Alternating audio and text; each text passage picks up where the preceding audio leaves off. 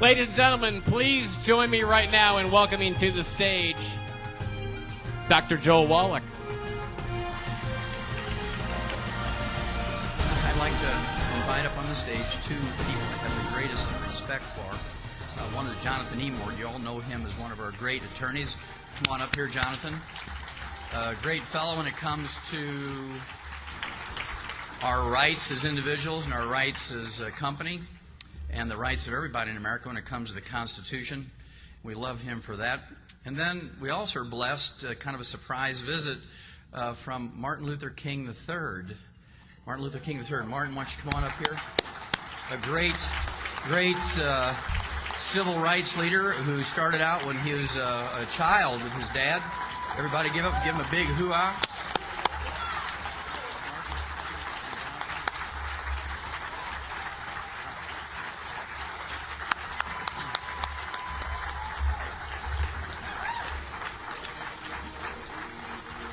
And we're so blessed to have these two gentlemen with us and moving in sync with the great mission we have. This is, as we said earlier today, a human mission.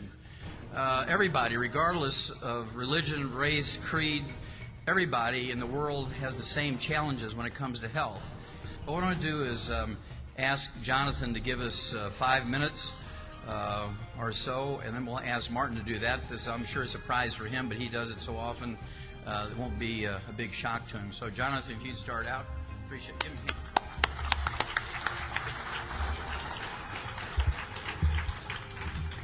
It's an honor to be on this stage with Martin Luther King III. It was an honor earlier this year to be privileged to be at Coretta Scott King's funeral, although a sorrowful moment in the history of this country, an opportunity for us all to reflect upon the history of liberty that you all know we've fought so hard to preserve and protect and defend against forces that would take it from us. And around the time of the founding of the Republic and shortly thereafter, the legacy of liberty that was given to us was not extended to all Americans.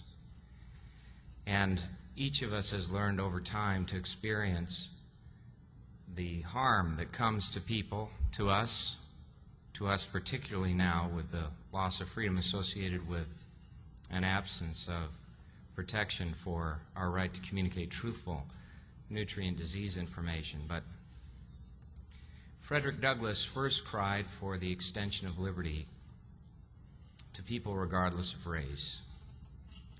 And then Martin Luther King in our generation called for that extension of liberty to all people, regardless of race, regardless of color, creed.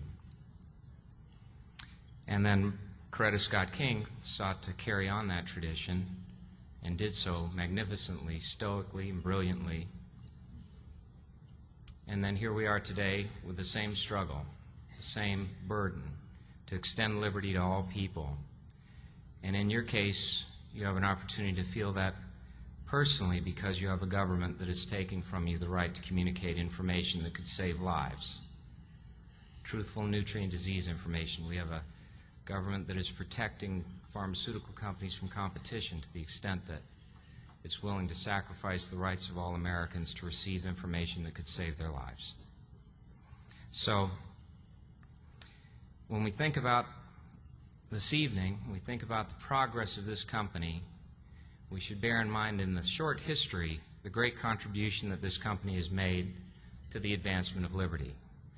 That Dr. Wallach, Steve Wallach, and this company that you can be very proud of has fought very hard to extend liberty by knocking down these barriers, by preventing a monopoly from denying all of us our right to freedom of speech.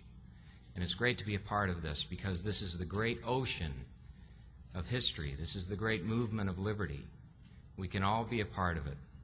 We can feel those stirring things in our heart that tell us why we are free, why we yearn to be free, and why we have a right, an inalienable right to be free.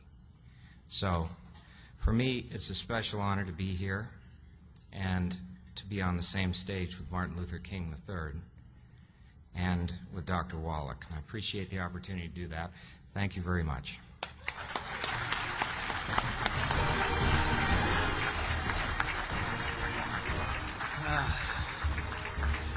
One of these days I'll have the command of words that Jonathan does. And I didn't know Martin's father. I was just a very young man at the time that we lost him to history. But I did know his mother, Coretta Scott King. I was very blessed to be a visitor in her home and get to speak with her. And she was very kind to give me a book of Martin's father, his autobiography, and made a nice little message in there. And she was a great teacher. For the couple of hours I spent with her, she was a great teacher, and she instilled in me some things which I'm sure she instilled in even a greater depth into her children, including Martin. So let's give Martin a great, great round of applause. Give him a standing ovation.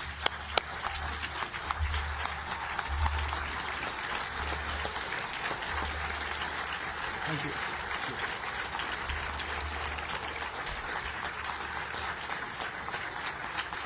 Thank you. Let me first thank God for allowing all of us to be here this evening. To Dr. Joe Wallach and Steve Wallach and the entire administrative team at now Youngevity I guess I have known Dr. Wallach for a number of years, and he is certainly, we all know, an individual who, not single-handedly, but the energy that he exhibits as he travels around this nation and world, promoting a concept of true health, optimum health, is just absolutely phenomenal. And so I thank him and each of you that are every day making a difference in the lives of so many. I think I met Dr. Wallach along with Phil Oliver, and Phil Oliver has brought a number of us into this company. And I hope in some small way, as I travel around our nation and our world, that I can be a part of helping to first become a picture of optimum health, because I think you have to exhibit and exemplify what you promote, but also to be able to share the same kind of information that so many in our nation and world need.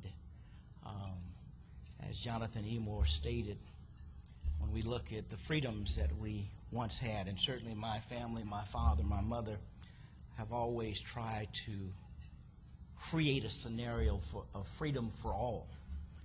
And when we look at the freedom to choose, it would just seem that by now we would have an opportunity to choose whether we wanted to use traditional methodology or holistic or any other methodology that we in America, who proclaim to be a democracy, we should have the right to choose that. And I'm not sure that we've yet arrived at that level. But I do believe that through Youngevity and other entities like it, that we are closer to where we need to be in creating the kind of climate that certainly if one feels well, then you sort of act a little different, because we know that behavior can be attributed to what you eat. Because if you eat the wrong kind of things, there are studies that show that violence is increased by the kind of things that we consume. So to create the kind of world that my father and now my mother envisioned, it is important that we work so diligently to continue to take this message of Youngevity throughout our nation and our world. And I'm committed to work in that capacity. And finally, I always close with words of my father's. Because when you're going through even the building process, sometimes it's difficult. There are those who will shun you or push you away.